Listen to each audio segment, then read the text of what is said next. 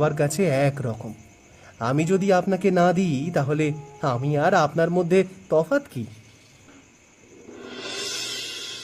কালু, দেখো কেমন হয়েছে। মনে হচ্ছে সারা জীবনে এমন সুন্দর রান্নার গন্ধ পাইনি।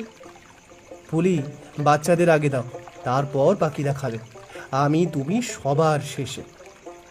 আমি জানতাম তুমি এই কথাই বলবে। ঠিক আছে, দিচ্ছি। আমি খাবো, চিন্তা করো না। এখন দেখো, মানুষগুলোর মুখের দিকে তাকাও। কালু বাবা, আজ তুই যা করলি, এইটা আমি আমার 70 বছরের জীবনে কমই দেখেছি।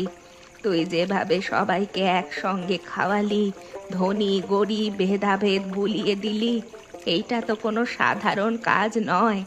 এইটা বড় কাজ কালু। দাদি, আমি কিছু বড় কাজ করিনি। ক্ষুধার্ত মানুষকে খাওয়ানো তো মানুষের ধর্ম। মায়ের কথা আজ বড্ড মনে পড়ছে দাদি। উনি বেঁচে থাকলে আজ খুব খুশি হতেন। তোর মা গর্ব করতো তোকে নিয়ে কালু। ওপর থেকে সে নিশ্চয়ই দেখছে। শোন বাবা, আমি আর বেশি দিন বাঁচবো না, কিন্তু একটা কথা বলি, এই গ্রাম আবার গড়ে উঠবে। জল কমবে, মানুষ ঘর তুলবে আবার, কিন্তু আজ রাতের কথা মানুষ কোনো দিন ভুলবে না। এই সব কিছু হয়েছে তোর জন্য।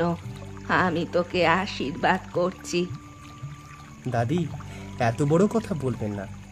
আমি তো ছোট মানুষ, দিনমজুর। কাল জল কমলে আবার মহাজনের জমিতে খাটতে হবে। তাই এত কিছু ভেবে লাভ নেই। চলুন, সবাই একসাথে খাওয়া দাওয়া করি।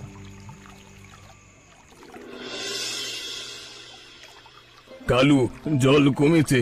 দেখো, আমার বাড়ির টিনের চালটা দেখা যাচ্ছে। হ্যাঁ, তাই তো দেখছি বাবু।